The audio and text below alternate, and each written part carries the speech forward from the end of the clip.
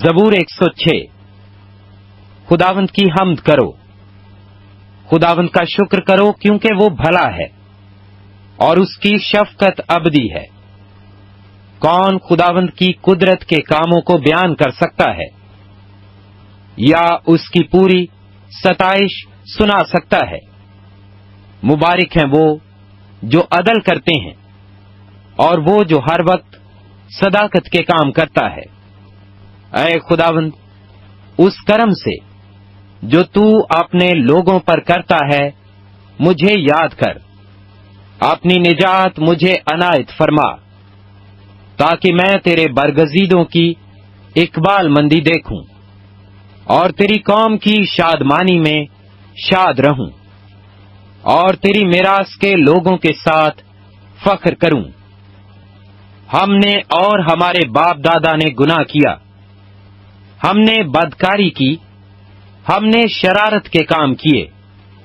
ہمارے باپ دادا مصر میں تیرے عجائب نہ سمجھے، انہوں نے تیری شفقت کی کثرت کو یاد نہ کیا، بلکہ سمندر پر یعنی بحر کلزم پر باغی ہوئے، تو بھی اس نے ان کو اپنے نام کی خاطر بچایا تاکہ اپنی قدرت ظاہر کرے۔ اس نے بحر کلزم کو ڈانٹا اور وہ سوکھ گیا، اور ان کو گہراؤں میں سے ایسے نکال لے گیا جیسے بیابان میں سے، اور اس نے ان کو عداوت رکھنے والے کے ہاتھ سے بچایا اور دشمن کے ہاتھ سے چھڑایا۔ سمندر نے ان کے مخالفوں کو چھپا لیا، ان میں سے ایک بھی نہ بچا۔ تب انہوں نے اس کے قول کا یقین کیا اور اس کی مدح سرائی کرنے لگے۔ پھر وہ جلد اس کے کاموں کو بھول گیا اور اس کی مشورت کا انتظار نہ کیا، بلکہ بیابان میں بڑی حرص کی اور صحرا میں خدا کو آزمایا۔ سو اس نے ان کی مراد تو پوری کر دی، پر ان کی جان کو سکھا دیا۔ انہوں نے خیمہ گاہ میں موسیٰ پر اور خداوند کے مقدس مرد ہارون پر حسد کیا، سو زمین پھٹی اور داتن کو نگل گئی اور ابرام کی جماعت کو کھا گئی، اور ان کے جتھے میں آگ بھڑک اٹھی اور شعلوں نے شریروں کو بھسم کر دیا۔ انہوں نے حورب میں ایک بچڑا بنایا اور ڈھالی ہوئی مورت کو سجدہ کیا۔ یوں انہوں نے خدا کے جلال کو گھاس کھانے والے بیل کی شکل سے بدل دیا۔ وہ اپنے منجی خدا کو بھول گئے، جس نے مصر میں بڑے بڑے کام کیے اور حام کی سرزمین میں عجائب اور بحر کلزم پر دہشت انگیز کام کیے۔ اس لیے اس نے فرمایا، میں ان کو ہلاک کر ڈالتا اگر میرا برگزیدہ موسیٰ میرے حضور بیچ میں نہ آتا کہ میرے قہر کو ٹال دے، تا نہ ہو کہ میں ان کو ہلاک کروں۔ اور انہوں نے اس سہانے ملک کو حقیر جانا اور اس کے قول کا یقین نہ کیا، بلکہ وہ اپنے ڈیروں میں بڑبڑائے اور خداوند کی بات نہ مانی۔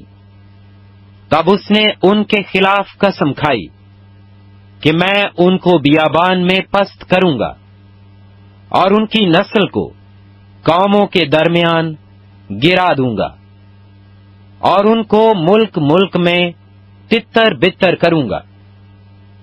وہ بال فگور کو پوجنے لگے اور بتوں کی قربانیاں کھانے لگے۔ یوں انہوں نے اپنے اعمال سے اس کو خشمناک کیا اور وبا ان میں پھوٹ نکلی۔ تب فکیاس اٹھا اور بیچ میں آیا اور وبا رک گئی، اور یہ کام اس کے حق میں پشت در پشت ہمیشہ کے لیے راست بازی گنا گیا۔ انہوں نے اس کو موریبا کے چشمہ پر بھی خشمناک کیا، اور ان کی خاطر موسیٰ کو نقصان پہنچایا، اس لیے کہ انہوں نے اس کی روح سے سرکشی کی، اور موسیٰ بے سوچے بول اٹھا، انہوں نے ان قوموں کو ہلاک نہ کیا جیسا خداوند نے ان کو حکم دیا تھا، بلکہ ان قوموں کے ساتھ مل گئے اور ان کے سے کام سیکھ گئے اور ان کے بتوں کی پرستش کرنے لگے جو ان کے لیے پھندا بن گئے، بلکہ انہوں نے اپنے بیٹوں کو شیاطین کے لیے قربان کیا اور معصوموں کا یعنی اپنے بیٹے بیٹیوں کا خون بہایا جن کو انہوں نے کینان کے بتوں کے لیے قربان کر دیا، اور ملک خون سے ناپاک ہو گیا۔ یوں وہ اپنے ہی کاموں سے آلودہ ہو گئے اور اپنے فعلوں سے بے وفا بنے، اس لیے خداوند کا قہر اپنے لوگوں پر بھڑکا اور اسے اپنی میراث سے نفرت ہو گئی، اور اس نے ان کو قوموں کے قبضہ میں کر دیا، اور ان سے عداوت رکھنے والے ان پر حکمران ہو گئے، ان کے دشمنوں نے ان پر ظلم کیا اور وہ ان کے محکوم ہو گئے۔ اس نے تو بارہا ان کو چھڑایا، لیکن ان کا مشورہ باغیانہ ہی رہا، اور وہ اپنی بدکاری کے باعث پست ہو گئے۔